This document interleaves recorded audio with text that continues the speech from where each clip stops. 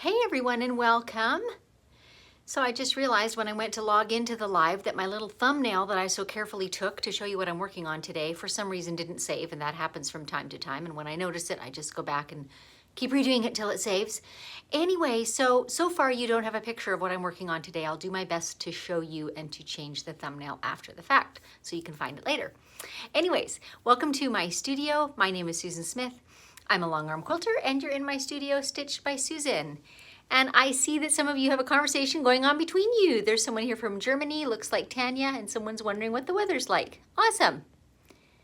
So great to see you all here. I've got you all trained. You're already saying where you're from. Joan in the UK, Margot in Colfax, Washington, Ramona in Utah, Patricia in Illinois, Kathy in Michigan. I was going upwards, now I'm going down again. Kimberly in Texas, Shelly in Nevada, Rosemary in Maryland. This is so great. Michelle Phillips just rewatching the masterclass module. Awesome. Michelle is a student this go round. This knot of students, I call them. Judy in sunny Georgia. I don't know if you can see out my window. It is seriously raining here today, but it's a nice spring rain, so no worries. Serena in chilly New York City.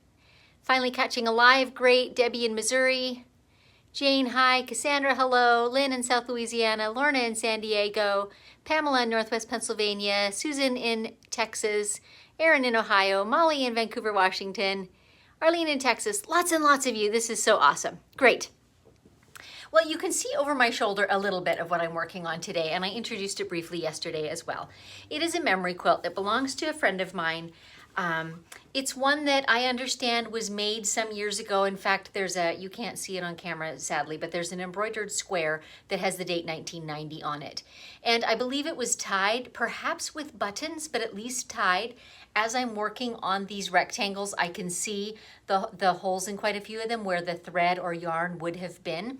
So my friend Linda went to the trouble of untying the whole thing and taking it apart and is putting a new backing on it. So I mistakenly said yesterday that it was wool top and bottom, but I was actually wrong in that.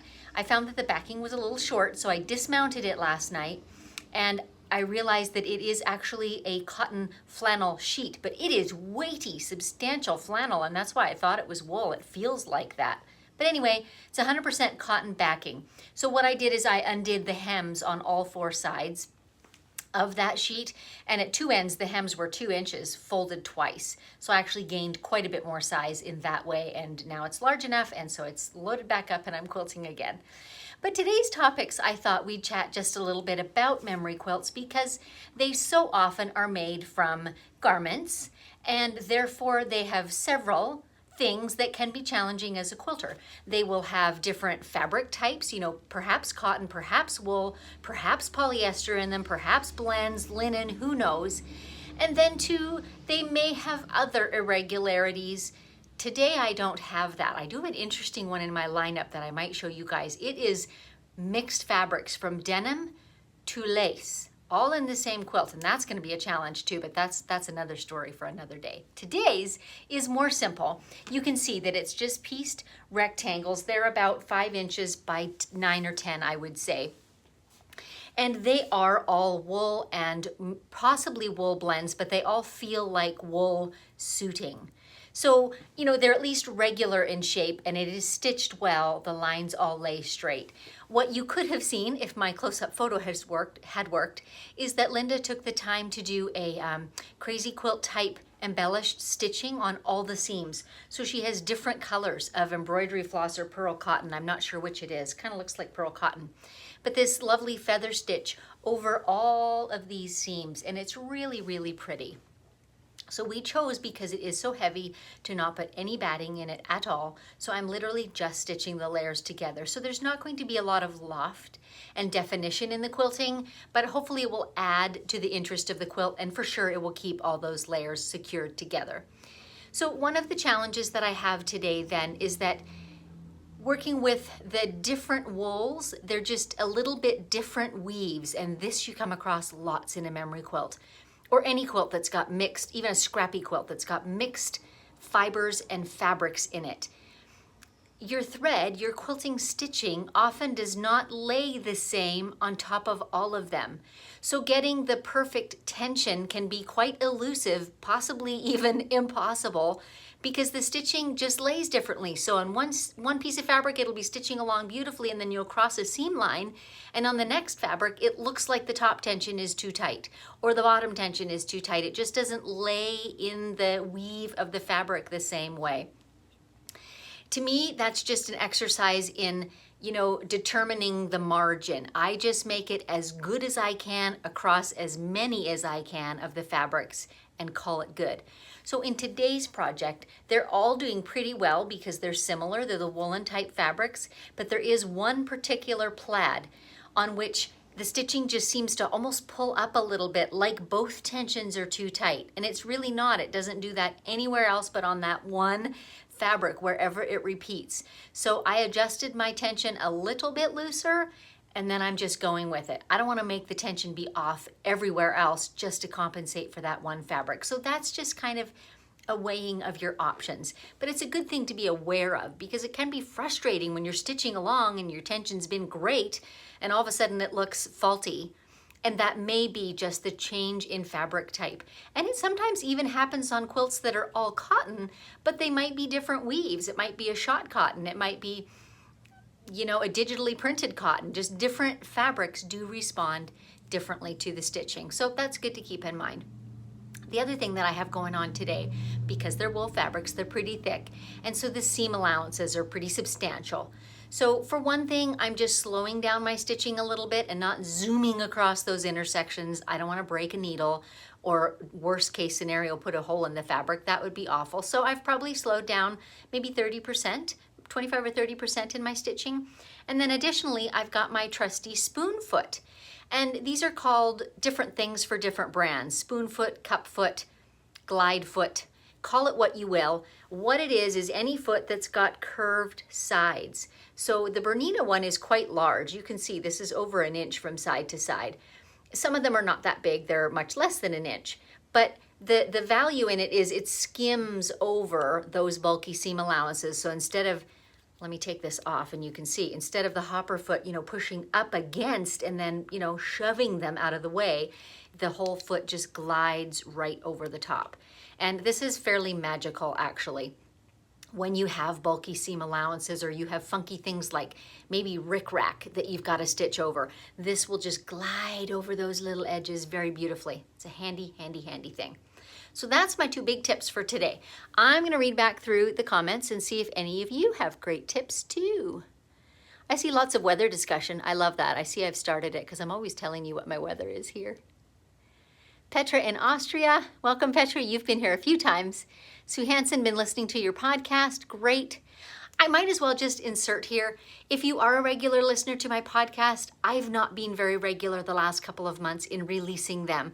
And sadly, I think that is going to continue. I've got so many things on my plate, and I think the podcast is going to go on a hiatus for a few months. So I have a couple of episodes already recorded that I'm going to edit and release, and then I think that's going to take a back seat for a little while. So if you're looking for new ones, there's a couple more coming out, but not very many. And in maybe 6 months or so, I'll revisit that and see what it's looking like. But there are quite a few past episodes, something like 90, and it's called Measure Twice, Cut Once.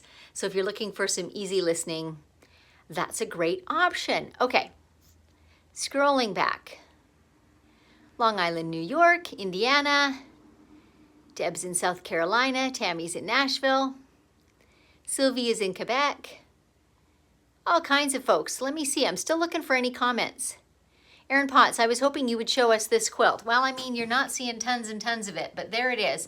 I will do my best to get a few pictures after it's done. It's not the showiest thing on the planet because, they are quite dark and muted colors, but if I catch, perhaps the morning light, I can get the quilting to show up and look pleasant and show you what I've been doing. Okay, Eastern Washington, Texas, Missouri, I think. Joanne from Saskatchewan. I've made a few memory quilts from mostly t-shirts. Yes, that's a really common memory quilt raw material too. Snow White, found you live. Chicagoland, Stitchscape, watching live at last. I love the glide foot too. Yes, they are super, super helpful. Shelley, sunny and 80 degrees. I'm jealous, but windy. Terry, I noticed you now have a dead bar. Does it make it more difficult to load with red snappers? Yes, sadly it does, Terry, and I'm still fiddling with them a little bit and trying different things. At the moment, I've got my dead bar raised just a little bit so that my snappers can slide underneath. That is not ideal because it's more ideal for that fabric to lay down flatter on the arm of my long arm. So I'm kind of flying in the face of what Bernina recommends there. So I'm still working on either a different loading system or a different way to handle them. But short answer is, yeah, it does make it more difficult, sadly. Pamela, I've made one memory quilt, sister's quilt for my sister, and I have one to make for me. The quilts are from our parents' t-shirts. How nice. I mean, clearly, the reasons for memory quilts are so many. They're always lovely to have and snuggle up in. Jean in Toronto, Charlene in Minnesota, Carrie in Arizona, Sylvie, I love this cup foot. I use it often. Yes. Elizabeth Kinsey, love the glide foot. It really keeps the bumpy seams behaving. It certainly does. I mean, truly, when I say this is a bit magical, it is. If you've never used one before and you get a chance to try one, do it. In some brands, they're fairly costly. I still say do it. It will save you a ton of hair pulling and make your quilts look so much better when those bulky bits don't get pushed out of the way. The one thing that you usually sacrifice, I will say this, is visibility. Because this one, is quite large. The Gamble brand that I used to have was actually black. You couldn't see through it at all. So you often are sacrificing precision quilting, but it works well for an edge-to-edge design. Works super well. Mona is in Kinder, Louisiana. I've never made a memory quilt. Do you use batting with a t-shirt quilt? Typically I do. Now it might be a lightweight batting. You can get very light cottons, you can get light silk battings, you can get light bamboo battings so that your quilt doesn't get so heavy. But weighted blankets are a thing too, so that's not all bad if that's a feel that you like. Lynn, I try to compensate for the dead bar issue with red snappers by using a wider top margin for the batting fabric. That is absolutely one solution, and I do that for my own quilts. I have a hard time telling my customers I need an additional 4 inches on top of the 8 inches I already wanted, of margin around the backing. So I'm still betwixt and between over that one. Carry based quilt to get bumps to smooth out. Yes, in terms of unevenness, I agree with you, Carrie, but you can't baste it so much that you don't still have seam allowances to cross over. If you've been around for any length of time, you've heard me say before that I recommend stitching down those lumpy areas as opposed to avoiding them and stitching around them. That is easier to do, to stitch a ½ inch or an inch away from them. But what ends up happening is the surrounding area gets stitched down and those lumpy areas get accentuated that much more. So I personally prefer to stitch over those bulky seams. Slow down, use a spoon foot, whatever it takes. Stitch them down. My opinion. Okay. Grant, can you put a piece of muslin behind the woven fabric to get better stitches? So you mean just behind that particular square between my top and backing? It's possible that I could. It's possible that I could, Grant. I don't know that I would take the time to do that on a customer quilt if they chose to do that, or maybe a lightweight fusible interfacing. In the case of this quilt, I don't know that you could have told by looking that that's how this fabric would respond, because it doesn't really look different. It still is woven, it still is woolen, but somehow it just responds differently to the stitches. Joan, I bought a glide foot for my handy quilter so that I can do the Baptiste fans a little more easily. I've not used it yet, but it is completely clear. That will probably be very helpful, Joan, but I think you'll love the foot. Cassandra, what about asking customers to add a scrap leader to the backings? That's a possibility too. I tend to sort of fall over backwards to make things easy for my customers. So at this point, I have not asked that of them. I've done it on a couple of quilts. I've just taken the great big basting stitch of my sewing machine and I keep some leaders that I, tear off and reuse several times. And it takes me probably less than 10 minutes to put them on the end of a quilt. So I've done it for a couple of them. That's just my personal choice. Carrie, I've never used a spoon foot. Consider trying it, especially if you quilt on anything that does have bulky seams, wherever triangles or diamonds intersect, or heavy fabrics, t-shirt quilts, all kinds of uses where they come in. So handy. Sylvie, for the tension, I use the toe tension. Yep, me too, Sylvie. I'm just more referring to when you're within a quilt and you think you've got the tension dialed in, and then you go and stitch over some section of fabric that is a little bit different weave, different weights of, thread, ply in it, that sort of thing. And all of a sudden the stitching looks not good on that fabric. Just hang on a minute, because when you stitch on the next fabric, if it's back to normal, you know that one fabric is the culprit, and you can't adjust it just for that piece because you're coming on and off and on and off it. So you just have to regulate it as best you can and accept some level, I think, some level of not perfectness in those stitches. And it's not awful. It's not like you've got laddering or eyelashing. It's just, it's not perfect, is all. Quilts for Survivors. We use the glide foot, love it for all our donation quilts, which are all different. Yes, lots of people do that when they're doing donation type quilts, and you don't have any control over the sort of quality level of the sewing that's done. There's often imperfections, maybe seam allowances are pressed with twists, all kinds of things happen. With the glide or cup foot, you really don't have to worry about it. It doesn't prove to be a problem. You can just quilt right over it. It's a beautiful thing. Okay, you guys. I'm trying to keep these to 15 minutes, and today felt short, but we're still over 16. So crazy. Clearly, I am a talker. Anyways, that's going to be it for today's topics. I will be coming live tomorrow. I don't know what time it is. Dave and I are going to be on the road. We are going car shopping tomorrow, so I'm going to try and do an episode from wherever I am. So I'll tell you about it then. And I don't know what time it will be, but likely not first thing in the morning for me. So Joan is asking, question times 2. Why do you have 2 solo cups and 2 cones of thread on your machine? Oh, great questions, Joan. The 2 cones of thread are, one is going through my needle and the far one is attached to my bobbin winder because it is an onboard bobbin winder. So I just leave that spool of thread there and wind bobbins as I need them instead of winding a bunch in advance. Why do I have 2 red solo cups? I got this from one of you. And of course I can't think of the first name just now, but I use the solo cups for my thread snips, which you probably knew. But having 2 means I don't have to detach the one that is stuck to the machine. I can just take the inner one out, empty it, and put it back in. Purely genius. It's the little things, right?